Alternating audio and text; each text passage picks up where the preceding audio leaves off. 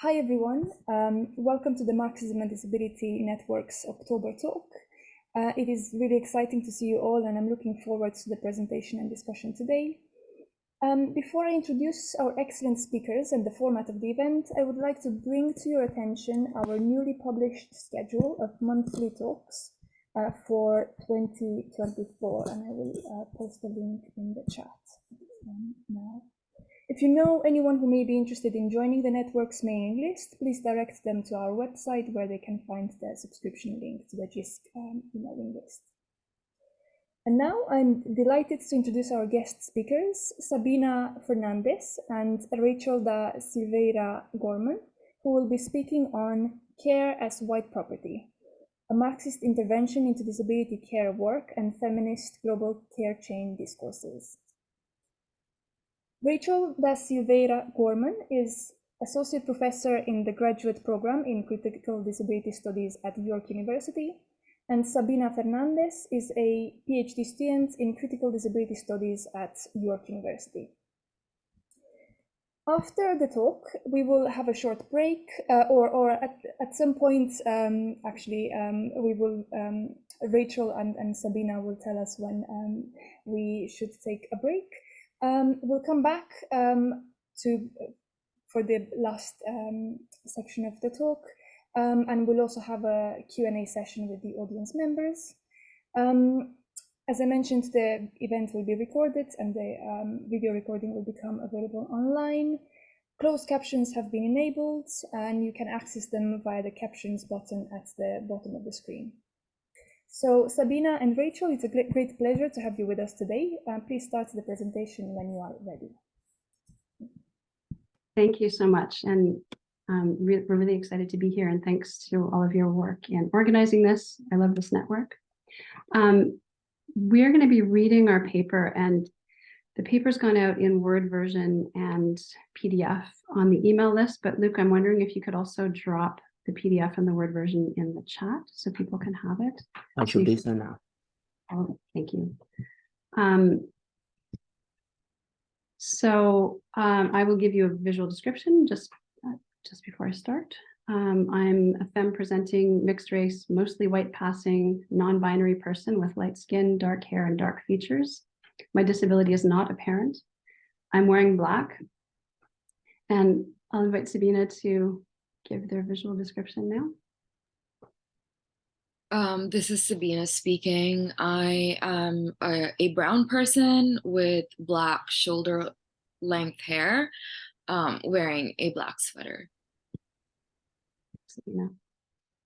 So this work, I'm not reading from the paper yet, just a couple of comments before we start. This work emerged from political discussions Sabine and I have been having over the past several years on care work, race, class, and revolution. We've both done many years of care work, and we both identify as people with disabilities.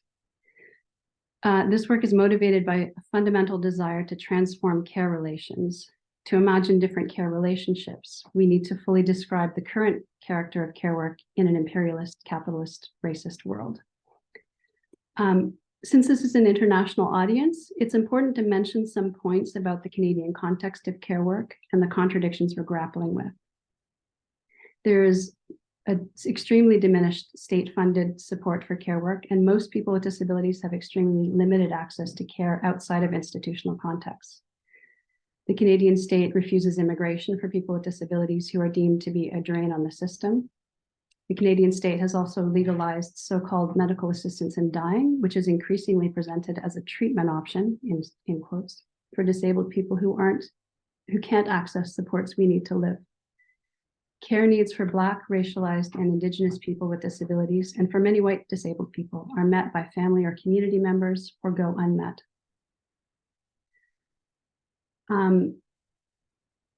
So I think we'll just go ahead and start reading the paper, and Sabine, who's the first author, will read the first section.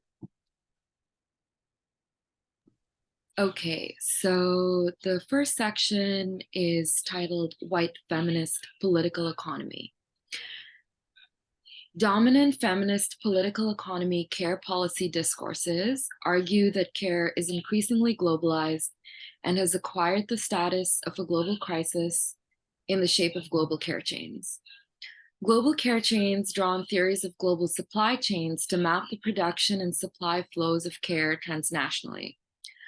According to global care chain discourses, women in the first world move into productive work, creating a demand for reproductive work, which women from the third world fulfill, producing global, quote, social, economic, and emotional interdependencies through care, end quote. As such, feminist political economy discourses call for care economies and social policies which respect the interdependencies of both care providers and recipients. Cynthia Cranford's work, attending to the intertwined tensions between labor market security for care workers and labor market flexibility for care recipients as employers of care workers, is regarded in the literature as generatively negotiating tensions in the disability migration and care policy nexus. Thus, alliances between care workers and care recipients are circulated as desirable in care policy discourses, demonstrating an underlying dialectical understanding of care work. Echoing Uma Narayan's suspicion of dominant care discourses emphasizing interdependencies in care relations as colonialist, and Rachel de Silveira Gorman's critique of, quote, tendencies in global, yet Europe, Canada, Australia, and US based, end quote, disability studies, we are concerned that dominant discourses on the disability migration and care policy nexus undermine what we have theorized as the care work contradiction. In this contradiction, under the historical material conditions of transnational racial colonial capitalism, care is white property and non-whites are care workers. The literature identifies care as a site of crisis, with allusions to contemporary global capitalism's role in this crisification and the flow of migrant care workers from the global south to the global north. Broadly, the mainstream scholarship on the crisis of care describes it in terms of the devaluation of care, the uncaring nature of neoliberalism and austerity-driven care regimes, the impact of market-based care policies on care recipients, such as children, the elderly, and disabled people, the precaritization of care providers, such as racialized migrant women, and the care drain from the global south to the global north via global care chains.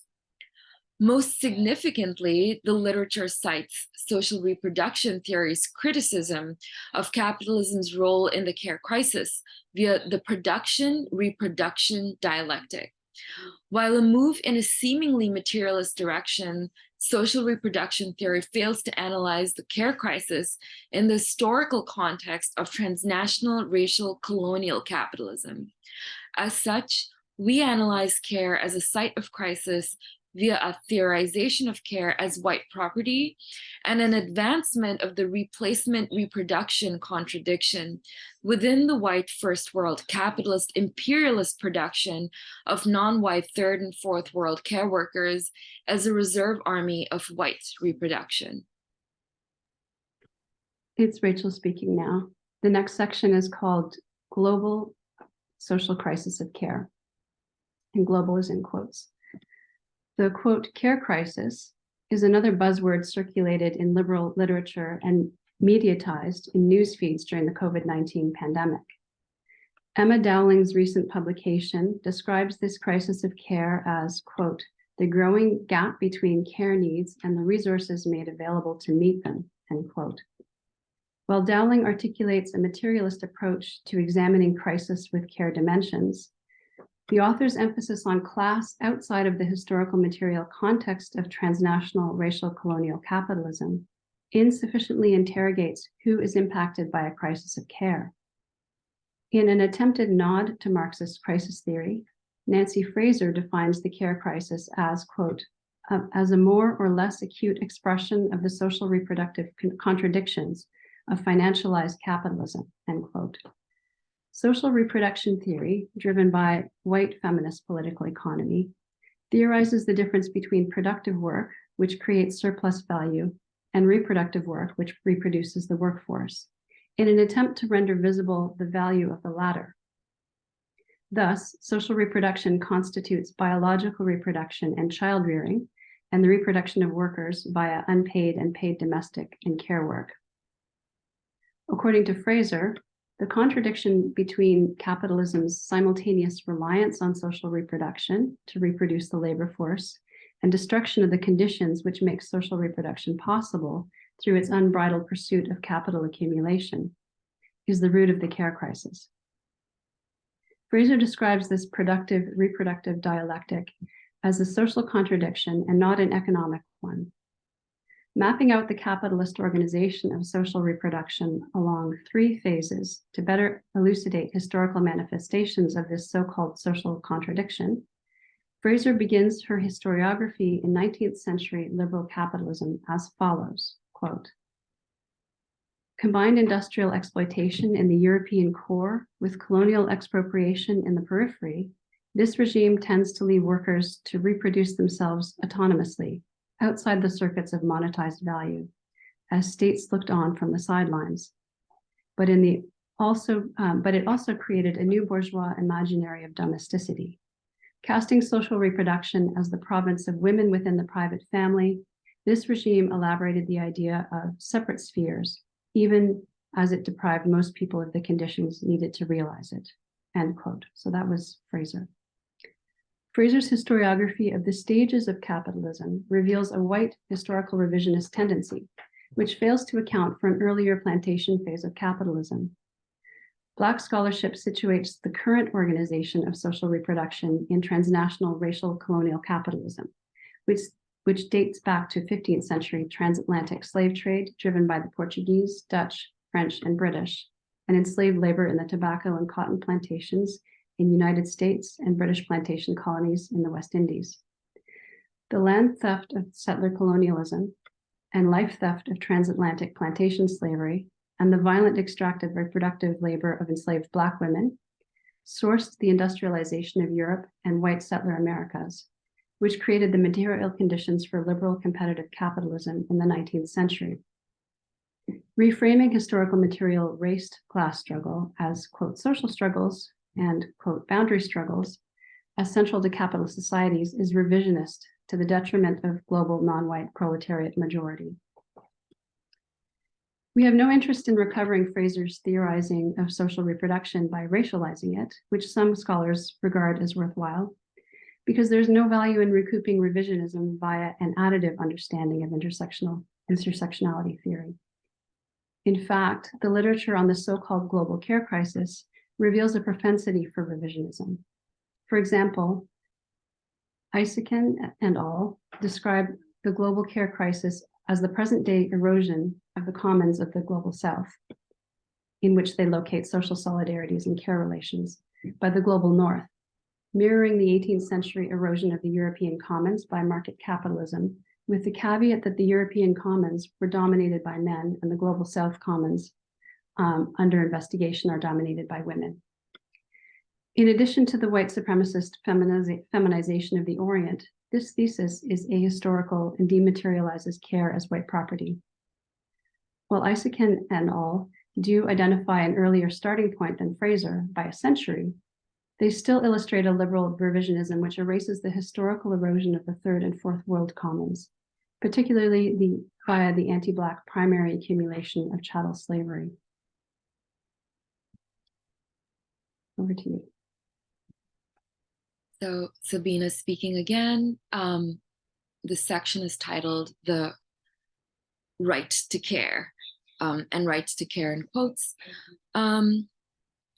Feminist political economy literature theorizes global care chains as the movement of first world women into productive work, creating a care crisis in first world households.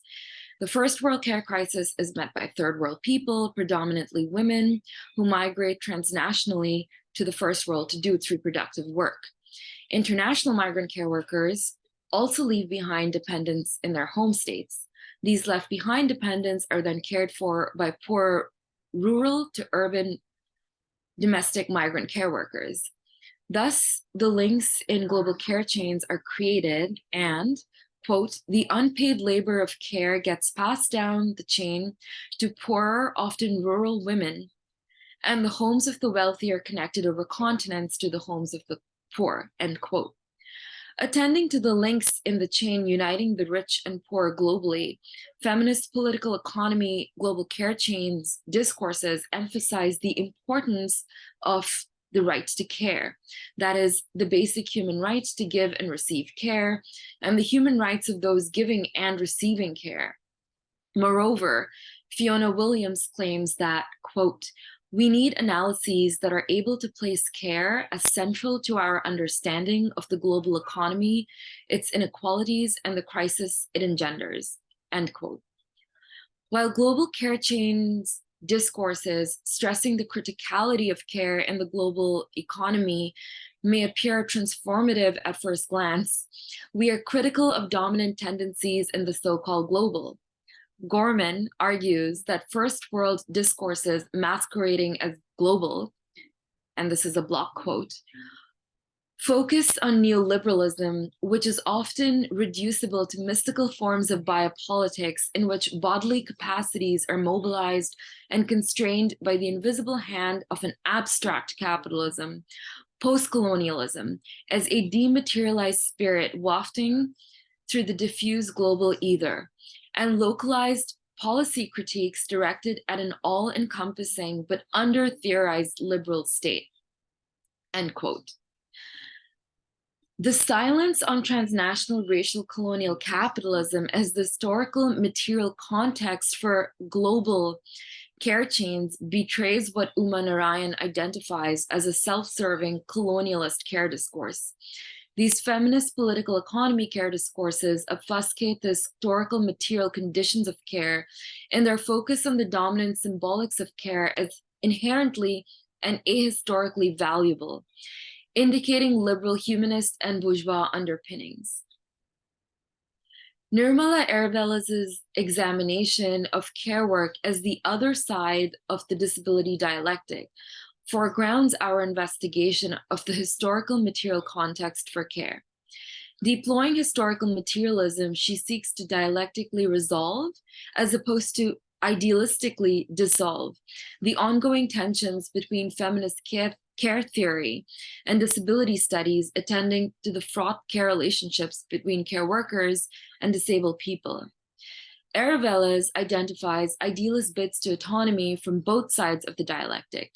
Quote, "Both sides struggle to preserve the autonomy of the female caregivers and the disabled care recipients who are conjoined in a relationship that has been characterized as oppressive by both camps," end quote. Disability studies argues that care is coercive for disabled people, and feminist care ethics argues that care is coercive for women. Disability scholars advocate for the autonomy of disabled people and the restructuring of care relations such that disabled care recipients are afforded more choices and access to affordable care in the market. Feminist care scholars advocate for the autonomy of care workers to either refuse care work as oppressively feminized reproductive labor or elect care work as valuable feminine reproductive labor. Erevelles argues that feminist ethics of care, like disability studies, falls back on idealist, liberal humanist conceptions of autonomy in one way or another, either by calling for feminist autonomy from the patriarchal conditions of care work, or by idealizing an ethical and autonomous feminist self with the ability to desire caregiving roles. Moreover, Erevelles argues that voices from both camps, that is, disability studies scholars and feminist scholars, in focusing on their side of the dialectic, continue to reinscribe, quote, bourgeois self, even when the self is marked by race, gender, and disability, end quote. Both feminist care ethics and disability studies appear to regard autonomy as ahistorical, thereby reinscribing idealist understandings of autonomy as an essential aspect of the human condition. Erevelles' examination of how and why autonomy is circulated and situated in late capitalism is critical, particularly in its analysis of the capitalist contradictory categorization of autonomous subject versus disabled object, to arbitrate constructions of who is able versus unable to work, who is willing versus unwilling to work, and who is worthy of wages versus welfare. However, it leaves under troubled for us the concept of the human condition, in which dominant symbolics of care are embedded and through which global care chain discourses proliferate as an ahistorical ideology. Drawing on Erevelles' use of historical materialism and reading the critical intellectual labor of Black scholars alongside scholars of color within Marxist and post-colonial tendencies, we situate the dominant symbolics of care as characteristic of the human condition in the historical context of transnational racial colonial capitalism. In practice of Maoist Marxist dialectics, we discuss the human race as the principal contradiction, that is, whites are human and racialized others are extra-human. Within this contradiction, we discuss the literature on whiteness as property and argue that the human is white property. Next, we introduce the care work contradiction to disrupt dominant feminist political economy discourses of global care chains. Within this contradiction, we discuss the literature on disability as white property to advance an understanding of care as white property. This is Rachel speaking. The next section is called the principal human/race contradiction.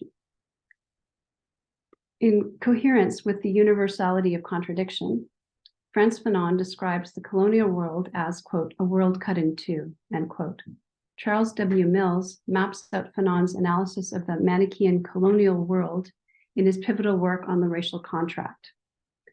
Foregrounding contractarianism as the, quote, lingua franca of our times, end quote, Mills argues that the current, quote, global racial polity, end quote, is an antagonistic struggle between whites and non-whites. Therefore, in the contractarian colonial world, the dominant identity of the human is white in opposition to raced non-white others. The human/race contradiction is the principal contradiction which dictates Erevelles' disability care work dialectic. In fact, Sylvia Wynter prolifically contends that it is the primary contradiction of our times. That is, the well-being of the human species versus the well-being of the white ruling class construction of human in its own image.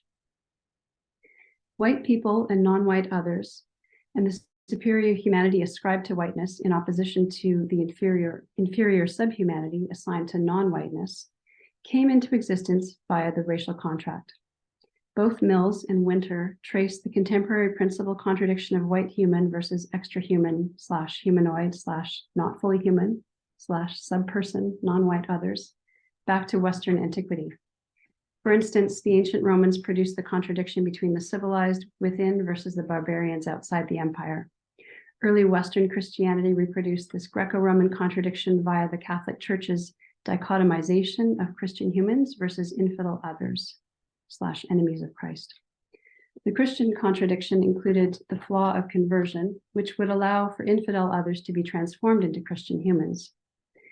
Enlightenment secularism attended to this glitch of religious conversion by reproducing the principal contradiction via the invention of race, distinguishing between white humans versus non-white others. Wynter further expands on the identities of human across eras. That is, Enlightenment's white man of reason and rationality, which Wynter calls man one, versus sensual and irrational non-white others, and liberalism's white bourgeois man of evolution, which Wynter calls man two, versus non-white proletarian unevolved others. Mills acknowledges that there are secondary contradictions within the principal racial contradiction of whiteness and non-whiteness. For instance, the contradiction between those constructed as whiter versus those constructed as borderline less white. Some whites have historically been circulated as whiter whites, for example, Nordic and Anglo-Saxon people, etc., versus others constructed as less white whites, for example, the Irish, Slavic people, Mediterranean people, and European Jews, etc. Mills also discusses the contradiction between non-whites constructed as childlike, barbarians, for example, Chinese people and South Asian Indians, beyond reason versus non-whites constructed as natural, quote, savages, African and Australian Aborigines, for example, likened to wild beasts. These secondary contradictions are always collapsible in the interest of white supremacy and to the detriment of Black lives. This is significant because Mills further reveals that the racial contract draws a color line to distinguish between the aspects of its principal contradiction, that is, white human versus Black others.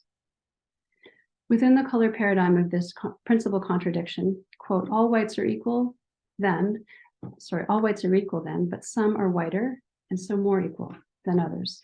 And all non-whites are unequal, but some are Blacker and so more unequal than others, end quote.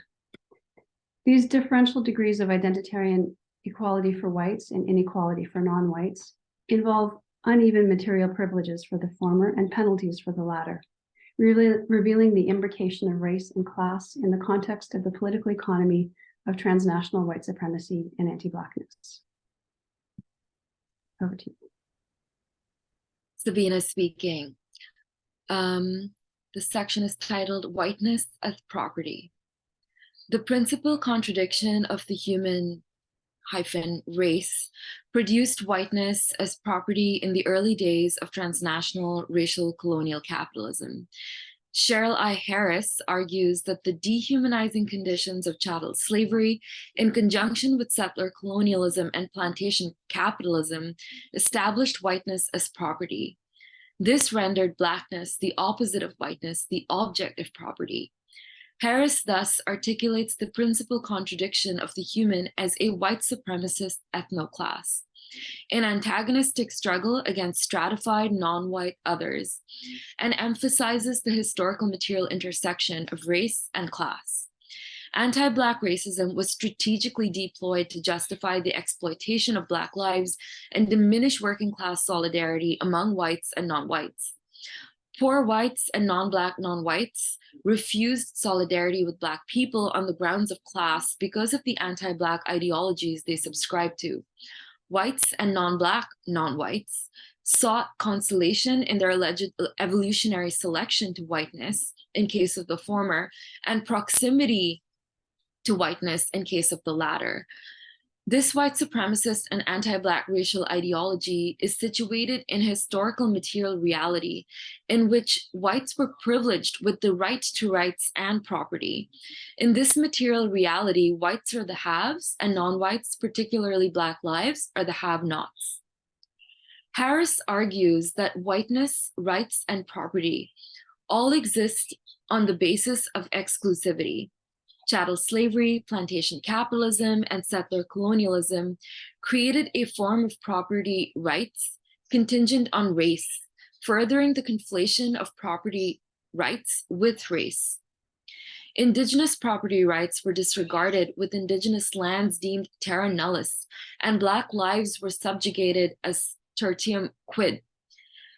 Transatlantic slavery was seminal in constructing whiteness as property because it, quote, produced a peculiar mixed category of property and humanity, end quote, fueling an economy in which enslaved Black lives were circulated as currency. Further, this inhumane merging of property and humanity was produced in the, quote, the law's legitimation of the use of Black women's bodies as a means of increasing property, end quote.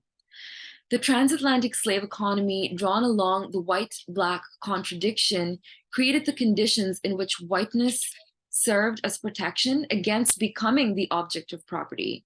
That is, whiteness became the property of freedom and humanity. Conversely, Blackness was objectified as property and subjected to enslavement, unfreedom, and dehumanization. Thus, the institution of chattel slavery depreciated Black life as the object of property and appreciated the property of whiteness to a highly prized and exclusive property in and of itself. Whiteness as highly coveted property created the conditions of a white labor aristocracy and comprador working class. In the aftermath of the formal chattel slave economy, white workers were incentivized to continue to identify with whiteness over class consciousness through higher wages compared to Black workers in particular and workers internationally. In instances when white workers were not privileged with higher wages, they were privileged with exclusive access to public spaces and amenities, rights to property ownership, and social capital. To quote Lenin's work on labor aristocracy, quote, "In the civil war between the proletariat and the bourgeoisie, they inevitably and in no small numbers take the side of the bourgeoisie," end quote. White workers believed they shared more solidarity with the bourgeois than Black workers, and in the event of class conflict would protect the interests of the white supremacist and anti-Black capitalist status quo. In summary, chattel slavery, plantation capitalism, and settler colonialism created the historical material conditions under which whiteness protects white workers from the hyper-exploitation directed at Black workers and the exploitation of the global non-white proletariat. It's Rachel speaking. The next section is called The Human as White Property. In the context of the principal human-race contradiction, in which whiteness is property, the category of human functions as white property. Reading Wynter's argument of the European inventions of man as the identity of human in the deadly transatlantic slave trade and New World conquests, with Harris, emphasizes the dominant symbolics of the human as white property. The European construction of race, and thereby the extra-human identity of non-white others, rationalized the massacre of indigenous lives, the lethal enslavement of Black lives, and the appropriation of their lands, with the ultimate purpose of funding transnational racial colonial capitalism. In constructing indigenous lives as non-persons and Black lives as the object of property, and producing these lives as the very opposite of white humanity, white supremacist extraction and appropriation of non-white lives and lands was justified to colonizers, the colonized, and the enslaved. The human as white property is predicated on anti-Blackness. In resonance with Mills, Mbembe explains that, quote, "Western humanism, racial slavery, and racial capitalism are the cauldrons in which the idea of Black difference, of Blackness, was produced," end quote. Wynter exhaustively excavates the anti-Black bedrock of colonial capitalist contractarianism, pointing out that man one and man two were invented as white in contradiction to Blackness, fashioning the descriptive identity statements of human as white bourgeois in antagonism with hierarchically colored working class others. Thus, the racial caste system of humanity is a class system in which white humans are the ruling class and non-white humanities are classified according to their proximity to whiteness and distance from Blackness. In Black Skin, White Masks, Fanon's discussion of the case of a white man giving his sister in marriage to a Black man on the condition that his brother-in-law present himself as extremely brown is a pertinent example of the pressure to ascend to class privilege through asserting a closeness to whiteness and dissociating from Blackness. In addition to justifying white bourgeois capital accumulation through land theft and the fatal enslavement and super exploitation of Black and Indigenous lives and labor, the anti-Black logics of the human as white property serves the disruption of internationalist proletariat consciousness. The human as white property was historically circulated and contemporarily thrives to safeguard white ruling class interests via anti-Blackness. Thus, anti-Black racism is deployed as a defense against collective class struggle between working class white people and non-white others. The sanctification of the dominant symbolics of the human as white and the consequent anti-Blackness in white working class consciousness ensures that the white working masses are more likely to identify as white and protect whiteness than identify in solidarity with the non-white proletariat global majority. The human as white property ensures that the white masses and non-Black, non-white others are beguiled by their supposedly evolutionary election to whiteness in the case of the former and proximity to whiteness in the case of the latter, as consolation for their alleged meritocratic failures in amassing wealth. The failure of white workers and non-Black non-whites to resist and desist anti-Black racism reifies the principal contradiction of the human as a white supremacist ethnoclass in antagonistic hierarchical struggle against non-white others. And I think we are now at the point where we can take a 5-minute comfort break before we start reading the next section. I will. Thank you very much.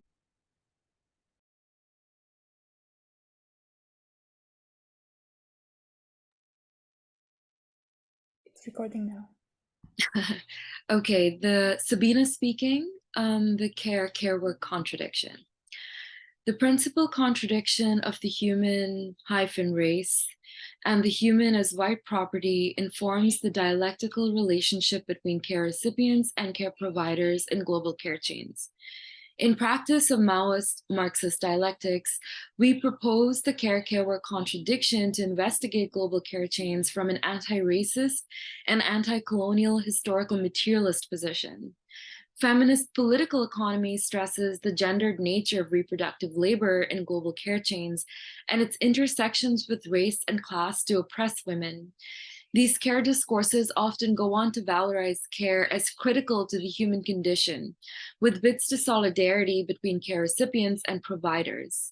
However, in the context of the principal contradiction of the white human versus non-white others, care as characteristic of the human condition is white property.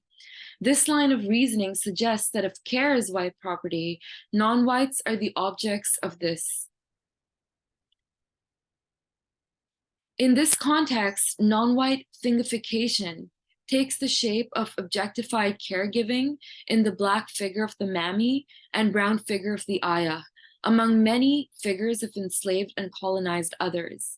Thus, care work is racialized under transnational racial colonial capitalism, and global care chains can be understood as a system in which the unpaid labor of care gets passed down colored links on color chains from white people to brown and Black others, often women, and the homes of the white are connected transnationally to the homes of the non-white. Ability is also racialized under transnational racial colonial capitalism, and by default, non-whites are circulated as able, and Black lives are circulated as hyper-able. Disability studies claims that disabled people are particularly oppressed among other categories of care recipients, such as children, future non-disabled adults, and older people who are former non-disabled adults, promoting the dominant symbolics of disability as the master trope of marginalization. This discourse obscures the well-documented whiteness of disability, which subjects non-whites, including care workers, to disabling working conditions in service of white care needs. In privileging white disability as the most oppressed category of care recipients, the care needs of non-white care workers in the historical material context of disabling and debilitating transnational racial colonial capitalism are dematerialized. In the following sections, we discuss disability as white property and contend that care is also white property.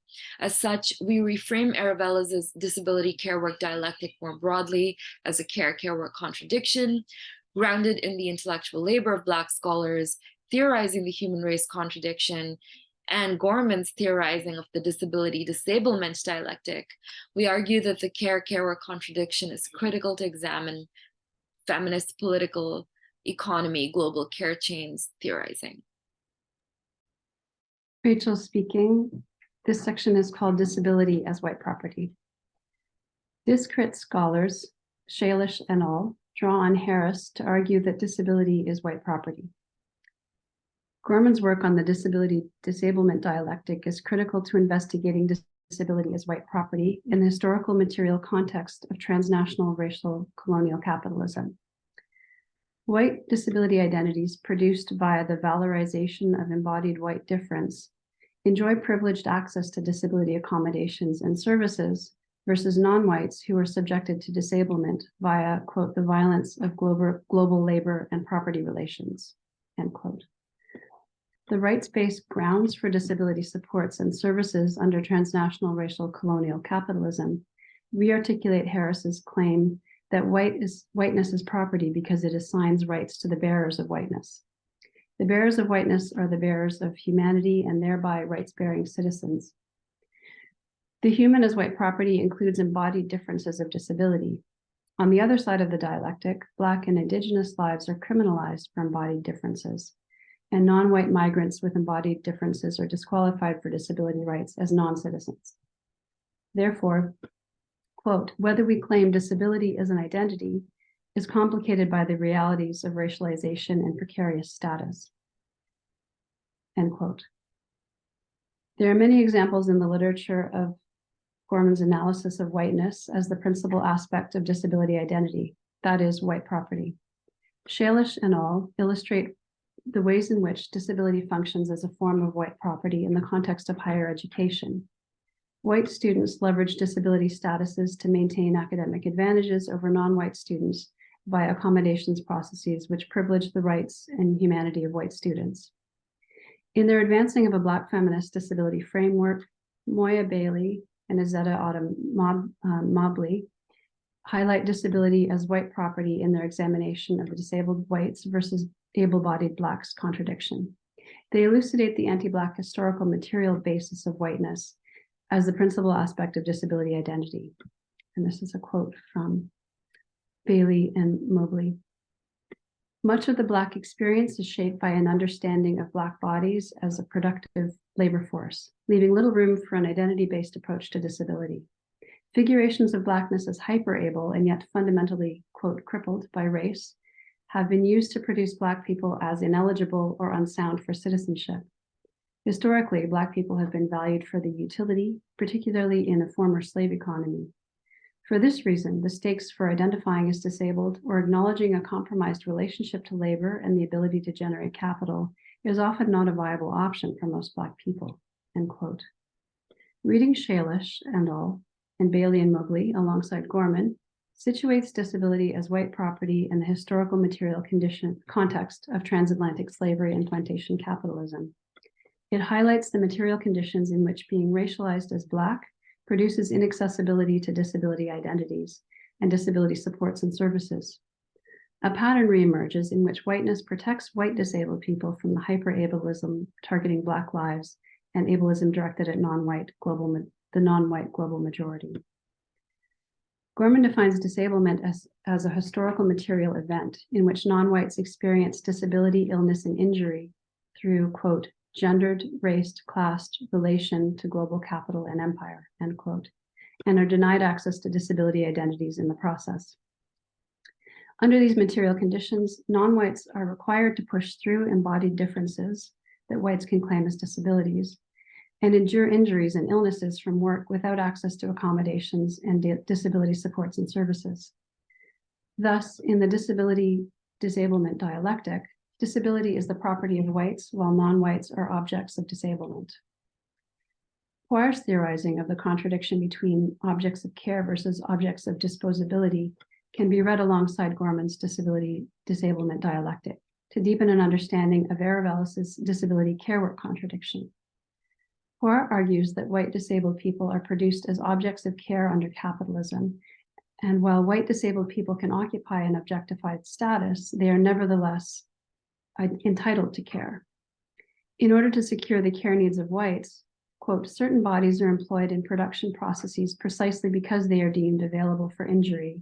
They are, in other words, objects of disposability, bodies whose debilitation is required in order to sustain capitalist narratives of progress, end quote. As such, objects of disposability are the non-white global majority proletariat, including care workers, who are tasked with the debilitating work of meeting white care needs, typically at the expense of their own care needs. Over to you. I am noticing a hand up. Robert, is that a point of clarification or is that a question for the Q&A?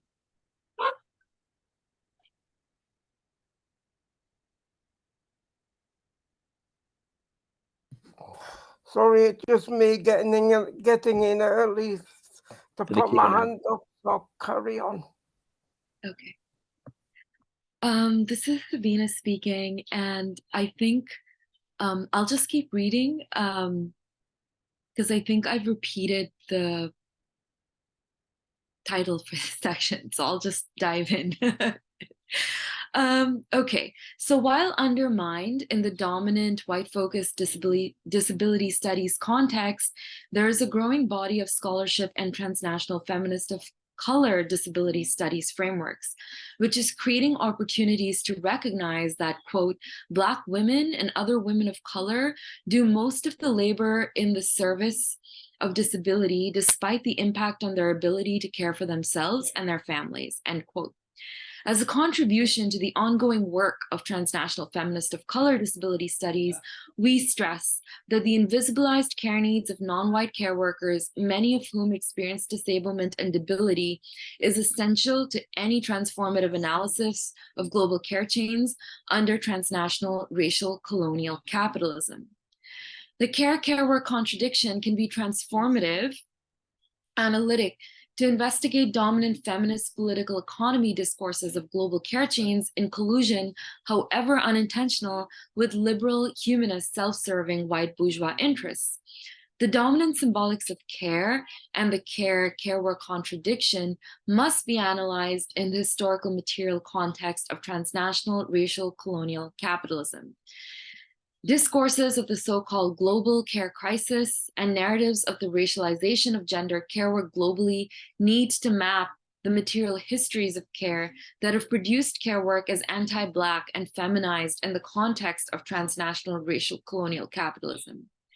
Care discourses are only transformative if they center the interests and leadership of the non-white proletariat global majority. Therefore, it is imperative that global care chains discourses engage the care work dialectic to ask, what are the historical material conditions which produce care as central to our understanding of the global economy? What are the historical material conditions under which solidarity between care recipients and care workers is desirable? In the final section of this paper, we return to global care chain discourses and propose an alternative to white feminist political economy framings of the contradiction between productive and reproductive labor. Rachel speaking. The next section is called the replacement reproduction contradiction. The white bourgeoisie and labor aristocracy ethnoclasses in the first world need to replace themselves in order to maintain white supremacist global ruling class status. However, the white ruling class identified in the literature as European/advanced/rich/high income/developed/global north countries are unable to reproduce themselves at the rate of generational replacement. This creates a white ruling class dependency on the non-white third and fourth world proletariat for reproductive labor in favor of the status quo, that is white bourgeois supremacy.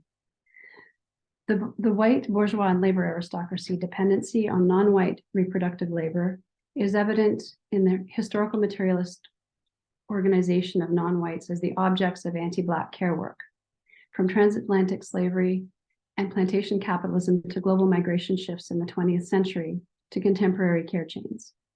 The crisis of white supremacy and whiteness as property, much like the crisis of capital, is that it is inherently unsustainable. Before the early 20th century, Europe was the primary source of free migration to settler states in North America and Oceania to meet the latter's labor shortage needs. However, following the World War II Reconstruction period in Europe, out-migration from the continent significantly slowed. In response, formal white immigration policies were ended in the settler states of Canada, United States, Australia, and New Zealand. By the 21st century, these white settler states have been registering a net migration gain, with the continents of Asia, Africa, and Latin America netting migration losses. Moreover, European states have also been experiencing a decline in fertility, compromising the replacement of their white societies, leading to a reliance on the immigration of non-whites to reproduce whiteness. Immigrants account for 25% of the labor force in Canada, Australia, and New Zealand, and 15% of the labor force in Germany and the United States. Therefore, immigration accounts for the white global north's primary source of population growth, that is, reproduction, since the 1990s. Migrant care work policy trends in settler colonial Canada illustrate the reproduction replacement contradiction. Historically, white settler families in Canada relied on the reproductive labor of enslaved Black and Indigenous women. Following the abolition of formal slavery, the settler colonial Canadian government employed British and Western European women for care work through nanny recruitment programs. These women were granted landed immigration status on arrival, contingent on their commitment to 6 months of live-in care work as the future, quote, mothers and wives of the nation, end quote. The post-World War II British and Western European labor shortage led to settler Canadian recruitment of, quote, lesser whites, that is, Germans, Italians, and Greek migrants for reproductive work. These women were granted unconditional rights to remain in settler Canada following 1 year of service. The non-restrictive citizenship pathways for white care workers demonstrates the desire for white replacement through white reproductive work. However, white replacement was not sustainable, leading to the recruitment of and heavy reliance on non-white care workers. The permanent residence and citizenship pathways for migrant care workers became drastically different with the recruitment of non-white migrant care workers via the West Indian Domestic Scheme in 1955. These Black care workers would only qualify for full citizenship after 5 years of service. Moreover, the restrictive and punitive immigration policies often made citizenship unviable, and led to the deportation of care workers from Jamaica, Barbados, Trinidad, Guyana, and the Windward Islands. With the termination of the West Indian Domestic Scheme and the introduction of the Non-Immigrant Employment Authorization Program, which is the precursor to our current Temporary Foreign Workers Program in the 1970s, migrant care workers experienced further precaritization of immigration status because of the lack of a pathway to permanent residence. It was only with concerted care work organizing and activism led by Jamaican and Filipino care workers that the Foreign Domestic Movement Program was introduced in the 1980s, with the option to apply for permanent residence following 2 years of live-in care work. The gains of care worker activism in the shape of pathways to permanent residence in the FDM and revised live-in caregiver program did not go unpunished, however, with succeeding programs placing mounting barriers to eligibility criteria for successful permanent residence applications in the form of higher education credential requirements, the introduction of the official language proficiency criteria, and the launch of annual cutoffs for the total number of applicants. Despite pathways to permanent residence on paper, migrant care workers in settler Canada continue to be subjected to precarious immigration status and highly exploitive working conditions. Thus, this, quote, good enough to work, not good enough to stay, end quote, treatment of migrant care workers reveals the white ruling class inability to replace itself, its dependence on global non-white proletariat to reproduce itself, and its fear of being replaced by the latter. The trends in transnational migration flows over time, with a historical and ongoing white host preference for white settlers versus a surplus of non-white migrants, evidence the white ruling class's need to replace itself and simultaneously inability to do so. Thus, it is compelled to rely on the reproductive labor of non-whites to reproduce white ruling class supremacy. The replacement reproduction contradiction drives the crisis conditions of care as white property and non-whites as the objects of anti-Black, underpaid, super-exploitive, precarious care work. Therefore, according to Kayabani, the so-called migration crisis from the perspective of the white ruling class's interests is really a management crisis of the colossal reserve army of non-white labor within the borders of white imperial capitalist cores. Over to you. And we're here, folks. We're at the conclusion. Conclusion. The disability, migration, and care nexus produces migrant care workers as the reserve army of white reproduction. The historical context of transnational racial colonial capitalism constructs the following contradictions to this end. Disability is white property, in contradiction with non-whites who are the objects of disablement. Care is white property, in contradiction with non-whites who are the providers of care work. Generational replacement is the goal of the white ruling class, in contradiction with its inability to reproduce itself. Thus, the global majority proletariat are extracted as a reserve army through white supremacist decredentializing and deskilling regimes to devalue the qualifications and disable the employment mobility of non-whites, and through border imperialism, restrictive immigration pathways, and crimmigration to precaritize the legal status and immobilize the rights-based personhood of non-whites, all of which intersect to channel Black, brown, and workers of color into the reproduction of the white bourgeois. To return to the question we had posed at the outset of this paper, what are the material conditions under which alliances between white care recipients and non-white care workers are desirable? Invoking Marx and Mills, the only context under which alliances between whites and non-whites is desirable is if white people defect from the global labor aristocracy, the white ethno-class, and become race renegades, to join ranks in solidarity with the global non-white proletariat in a class war for internationalist communism. In the absence of a racial class struggle for the dictatorship of the non-white proletariat and Black, brown, and care worker of color ownership of the means of reproduction, the raced class antagonism between white care recipients and non-white care workers cannot be resolved by idealistic alliances championing interdependence.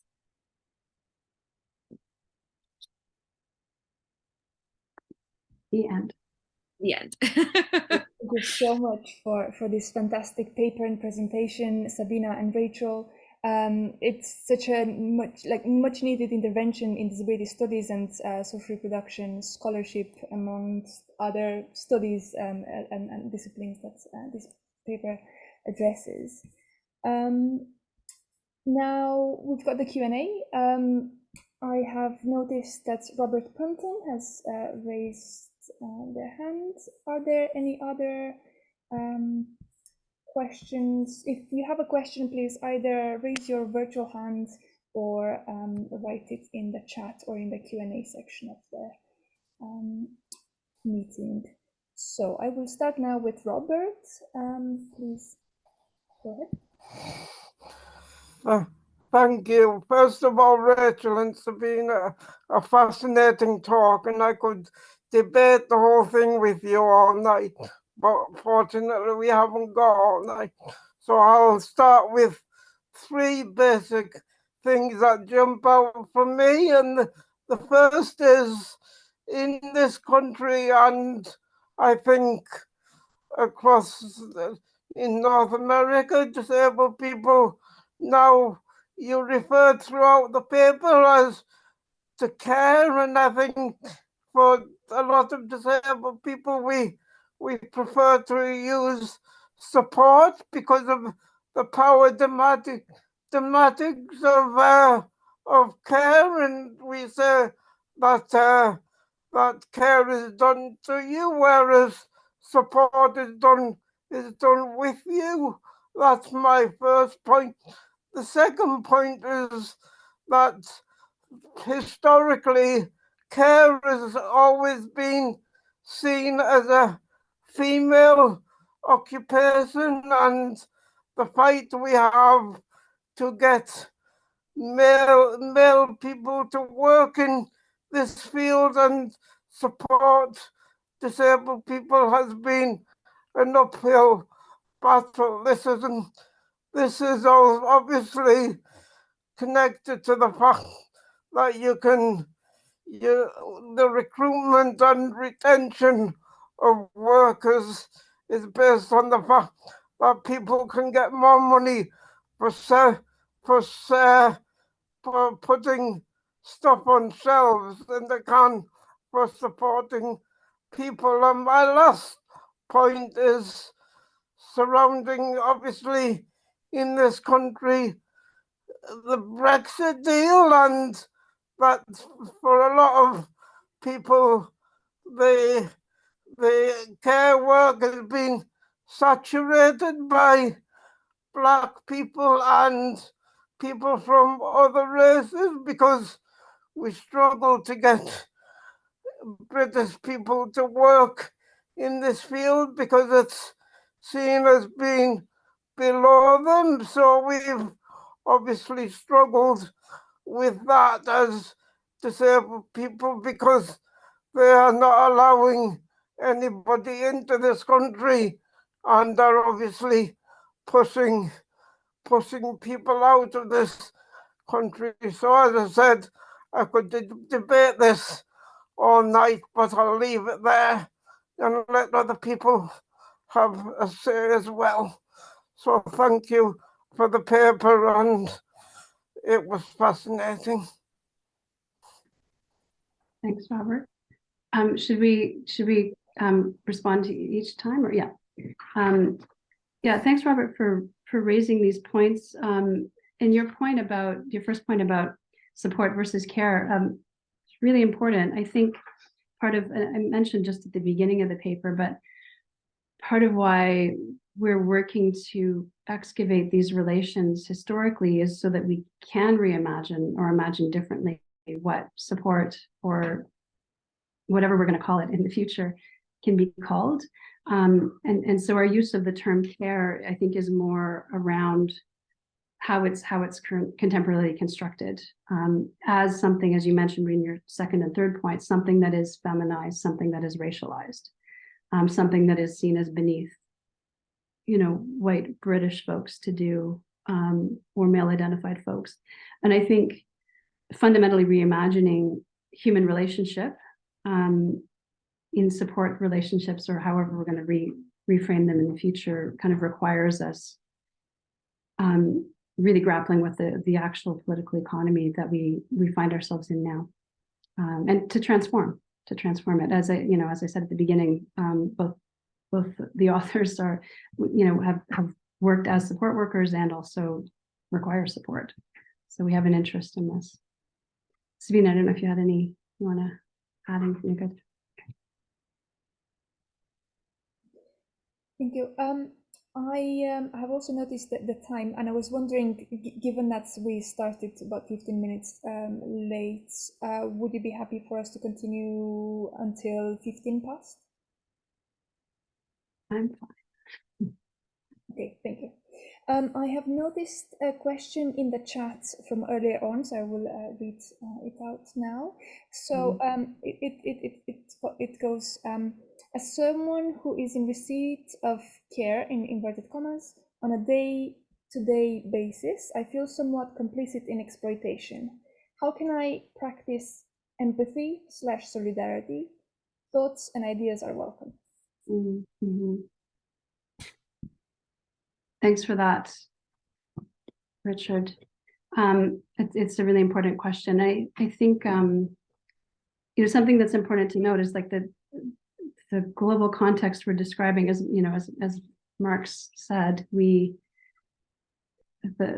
nightmare of past generations weigh on the brains of the living. We inherited this system, which is an inhuman one, and I wanted to also really, really stress that not just in the Canadian context, but in many contexts, most of my loved ones, folks with disability in my community, are not receiving anywhere near the care they require. In fact, usually no care.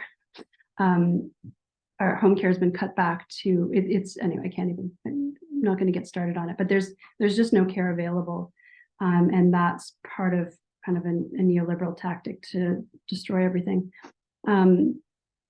And so, there are folks have started to think about alternative models of care. And in fact, I think some of these alternative models that, both, I'm not going to speak for Sabine, but like we've talked about it, trying to imagine things differently. And I think part of what's been holding us back in imagining new ways of solidarity around support is the fact that we actually haven't fully articulated the political economy of care and the politics, So what we're doing here is actually that first step, with the view to the desire for wanting to imagine solidarity differently. Sabine, do you want to add to that at all? You're a lot better at taking questions or fielding questions on the fly. I think I agree with you. I think this is the way I articulate often my work, because I spend most of my time being a care worker and some of that time being a migrant care worker. So a lot of this is just trying to understand what is happening or what happened to me. That's sort of how I explain it. And so I think where you're, I think you did a better job, Rachel, at articulating. We're sort of looking at how we currently understand it, and is that enough? And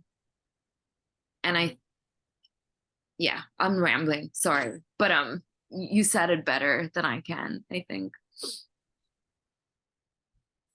Thank you very much, both. Ariana, would you like to pose a question? Yeah, first of all, thanks so much for such a wonderful paper.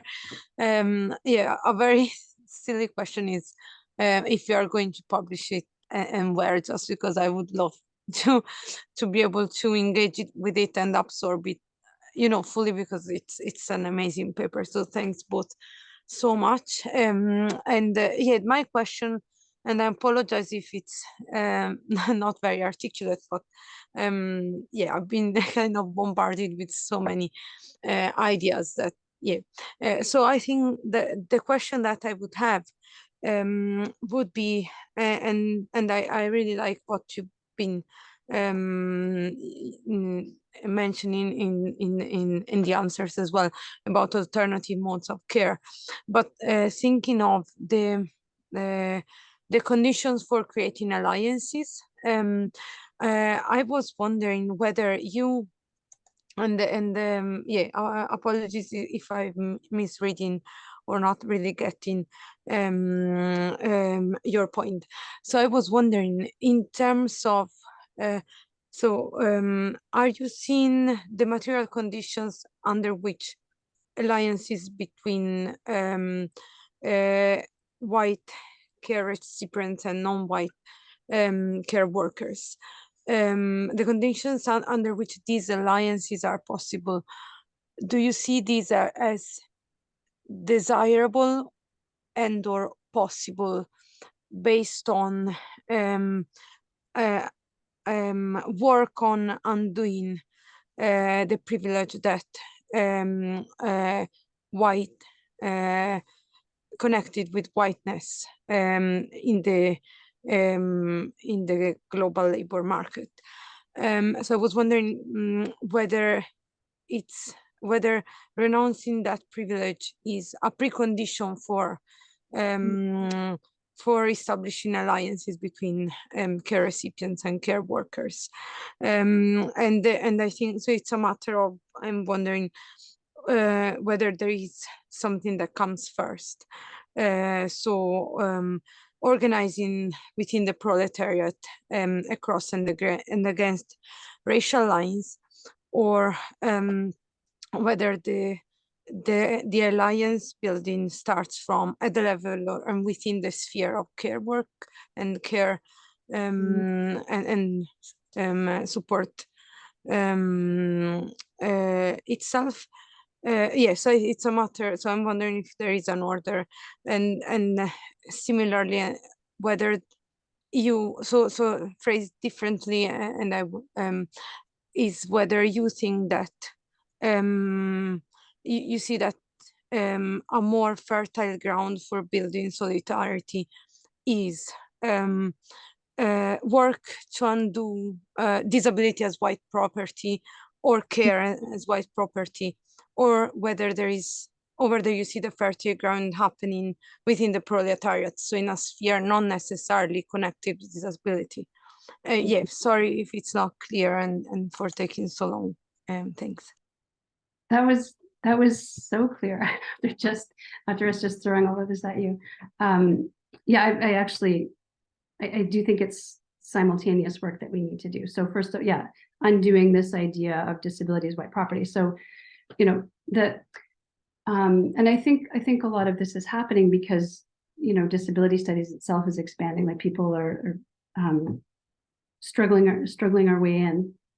So breaking this kind of idealized notion of disabled is always white and care worker, so that really kind of doing a lot of activism around disability itself and disability movements. So making disability movements not anti-racist, right?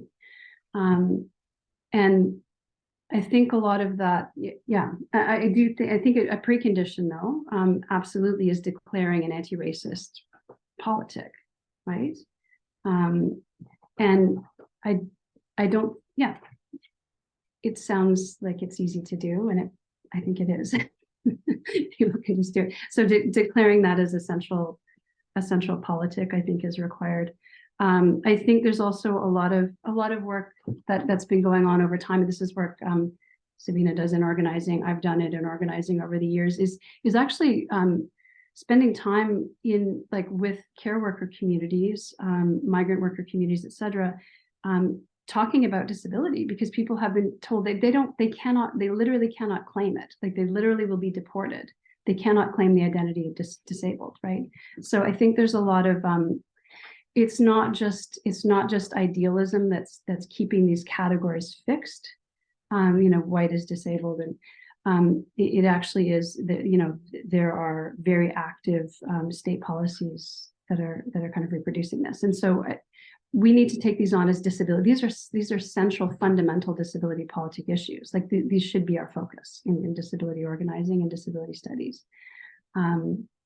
So I think that's sort of that's how I've been making my decisions about what to work on and what to do over the past decade or so in disability organizing. I feel like I've missed some of what you're saying, but I really appreciate your comment. Sabine, yeah.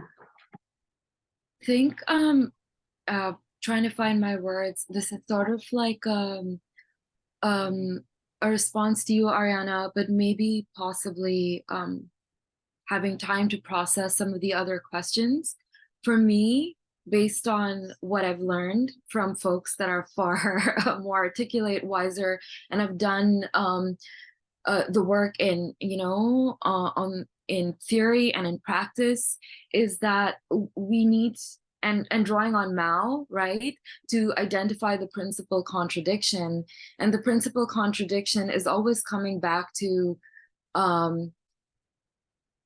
racial capitalism, right?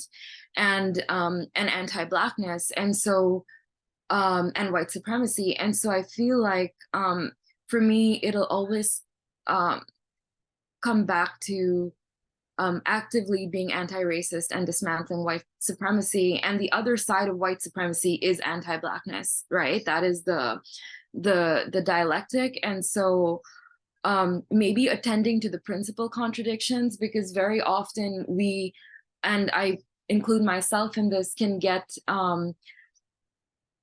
focused on other contradictions that are not the principal contradiction. You cannot address the other contradictions without attending to the principal contradiction, and that is, white supremacy, anti-Blackness, racial capitalism. And I think some of the work we were trying to do is that draw that sort of that theoretical line, which is very much embedded in our material realities, right? Yeah, and it's kind of dense, but hopefully it will always come back to white supremacy and anti-Blackness, and there's and racial capitalism, right? Those are, like Rachel said, not just ideas, they're like material realities. Yeah, I'll stop. That's me.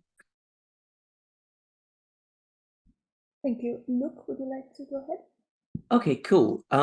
So actually one of my questions is about the contradiction question. I'm afraid I have three. Feel free to ignore any of them that you don't want to answer or don't think are useful. But I noticed in your presentation, firstly, that you use the term contradiction to describe stuff with quite different modal structures. So as I understand it, the primary contradiction of human/race, from where you guys are stood, is a shifting bioficatory line, which is placed amongst the human species to decide who is assigned humanity and who isn't.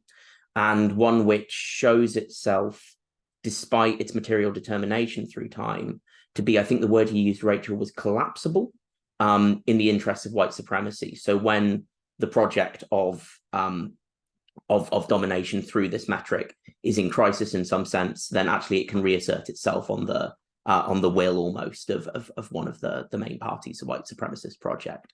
Later, you, in the reproduction replacement contradiction, and I believe also in the care work one, you're dealing with contradictions which are not collapsible by one party, right? They refer to existing positions of power, kind of forms of struggle available, and also the cunning of history almost in your presentation of that. There were actions which had effects that the actors did not presuppose to be the case. So I wondered if you could talk a little bit about how you guys see the contradiction category, and why you would argue, I presume, that it's broad enough to incorporate those two different modal structures.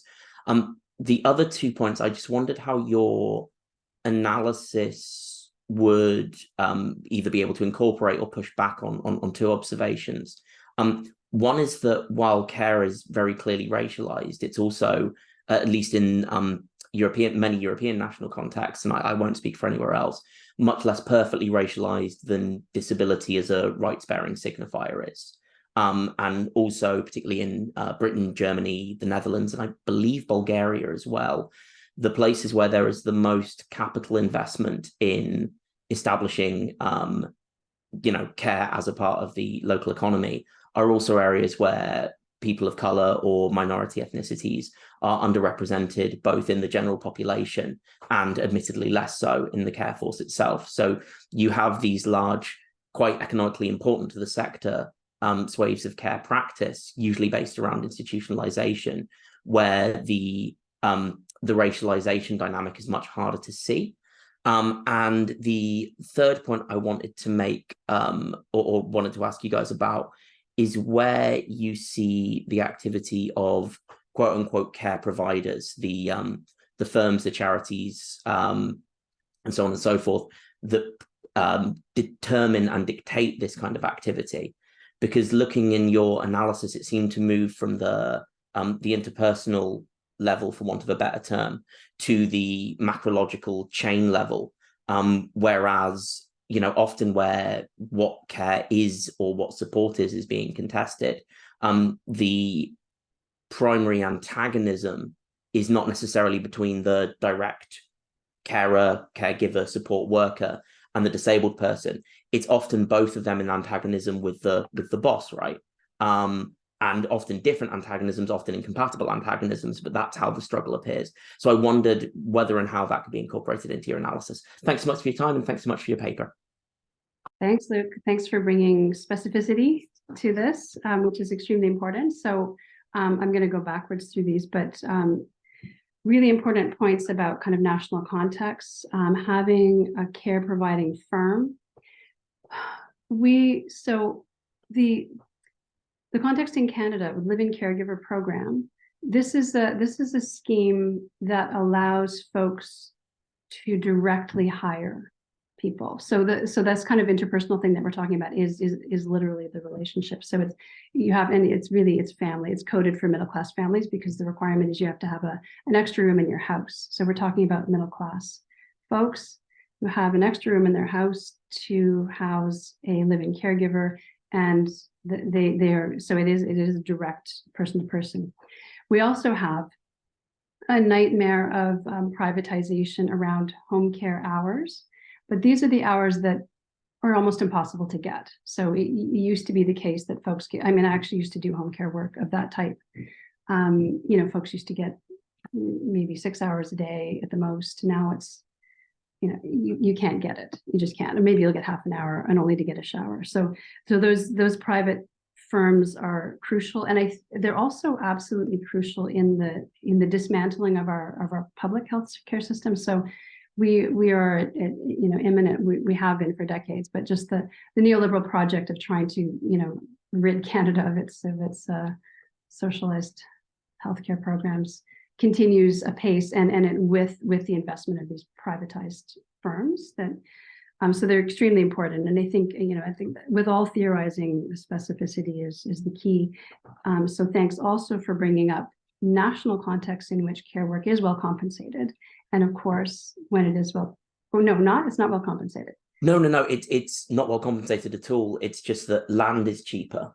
So when people are building care homes, they tend to build it in areas with very cheap land. Those areas in Britain, Germany, Netherlands, and Bulgaria tend to have very few people of color living there. Got it. Yeah. And yeah, that makes sense. I think so. And of course, I would imagine that the kind of the feminization of the care work is right.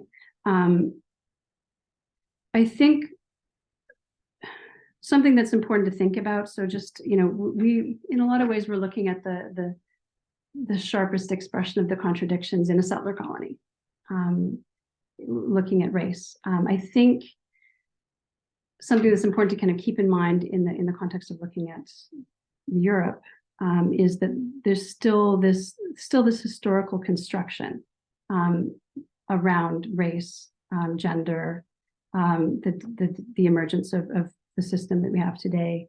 I think it's difficult to exempt anywhere from it, but I don't think we need to make the claim that all care workers are people of color, but rather try to start to look at why the care work contradiction is formulated as it is and why it's low paying. I think those are also kind of things to think about, right? I think there's also lots of work on how class hierarchies kind of develop in concert with racial hierarchies globally. So I think there's a lot to kind of think about, but I do take your point that looking at the specificity of the context is extremely important. And I think there's lots to learn from that. So, having more studies that move beyond, I think, another thing that we were trying to argue too is that move beyond the sort of white feminist political economy approach, which is the approach that I learned in grad school myself. I think it hasn't been robust enough to help us understand what's happening. Okay, that was two. I'm going backwards. Oh yeah, how do we use contradiction? So Mao's idea of contradiction. So we are. I love Marxism for the concept of contradiction.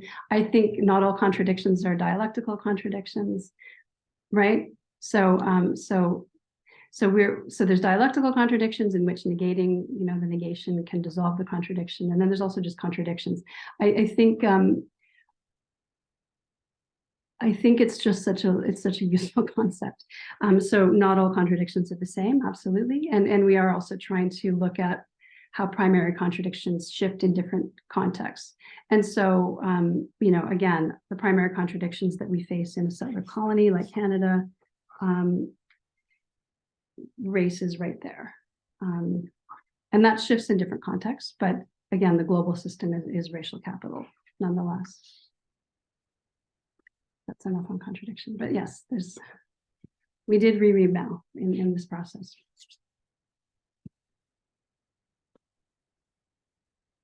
Iona, back to you. Yes, I wasn't sure if Sabine wanted to ask. Yes. Okay. Thank you. I'm just looking at the time. We've got one question in the chat, and I have one question myself as well, which is quite related to the one from the chat. So I will bring them two together as a final question, if that's okay.